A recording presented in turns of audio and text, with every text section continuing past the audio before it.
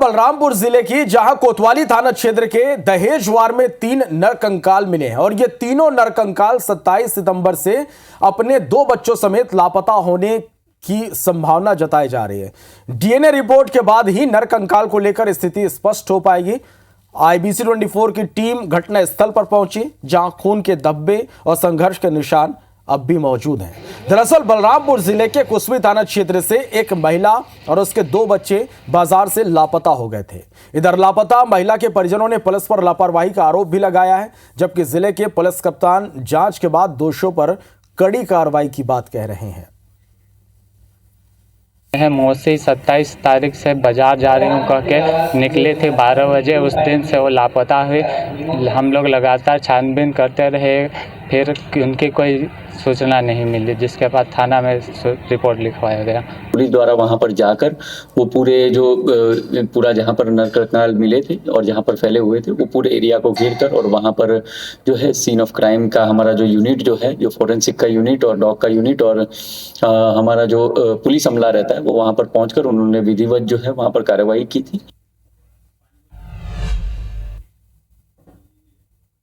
बलरामपुर जिले में आज सुबह एक खबर ने हड़कंप मचा दिया।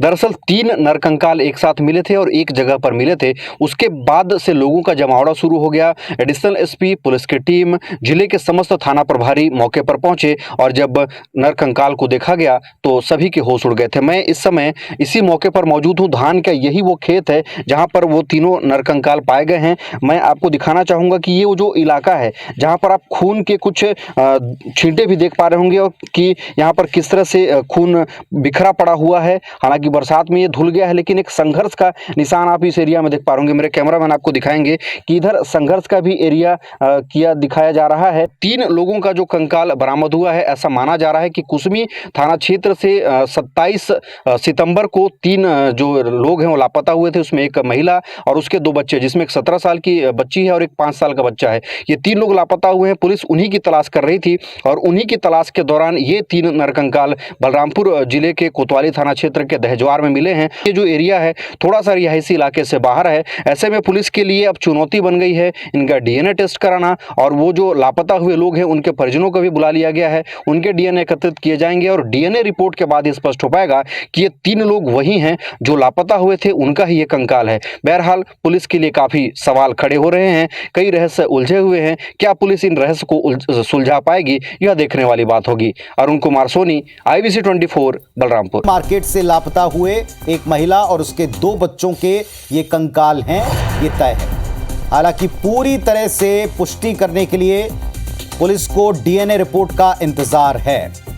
तो फिलहाल एक बड़ा अपडेट आपको दे रहे हैं। कल ही इस बात की आशंका जताई गई थी कि जो लोग लापता हैं उन्हीं के ये कंकाल हो सकते हैं। पहले ही बता दिया था कि कुसमी से लापता लोगों के ये कंकाल हो सकते हैं। शुक्रवार को बंद पड़े ईंट भट्टे में 3 नरकंकाल मिले थे, जिसके बाद उनकी शिनाख्तगी के लिए प्रयास शुरू हुआ। आला अधिकारी पहुंचे, तफ्तीश शुरू की।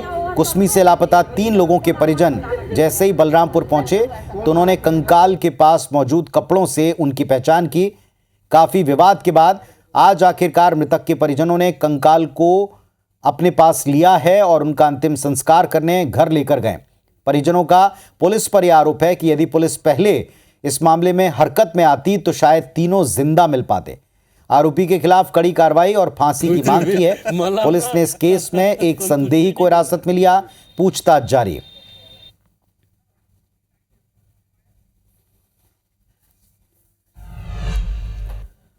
और अरुण सोनी बलरामपुर से हमारे सहयोगी हमारे साथ में जुड़ गए हैं। अरुण, कल ही ये आशंका थी कि ये लापता लोगों के ही कंकाल हो सकते हैं।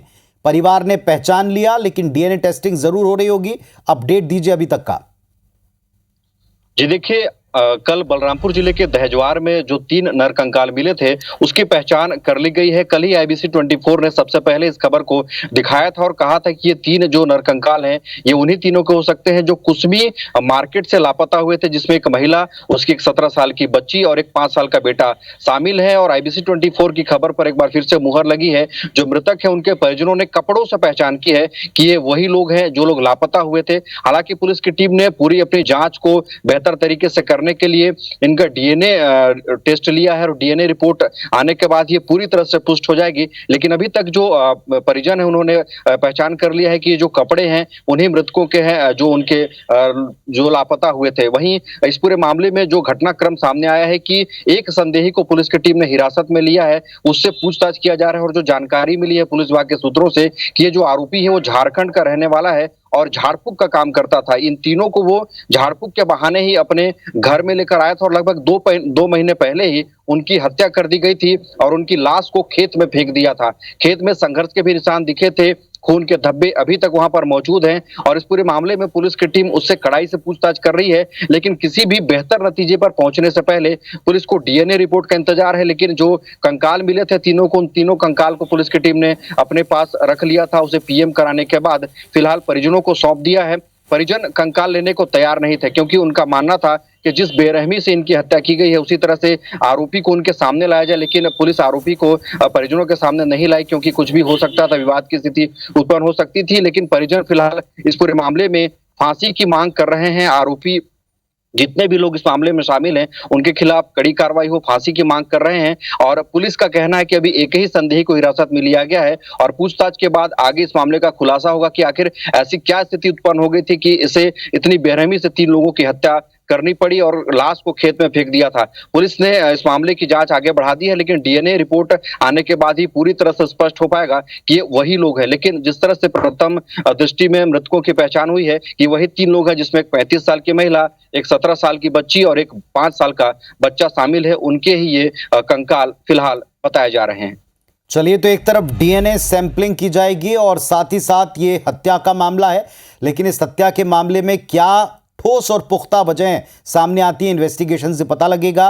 परिवार का आक्रोशित होना, पुलिस के ऊपर लापरवाही के आरोप लगाना, ये बात लाजमी भी लगता है क्योंकि पहले भी इन्होंने इसकी शिकायतें की थी। फिलहाल अब अंतिम संस्कार होगा, कंकाल मिल चुके हैं, पहचान उनकी हो चुकी कपड़ों के द्वारा, डीएनए सैंपलिंग की जाएगी और साथ में इन्वेस्टिगेशन भी तेजी से जारी है। जो संदेही है उससे पूछताछ में क्या पता चलता है, आप इस पर नजर रखिएगा। वापस आपसे अरुणम सारा अपडेट लेंगे।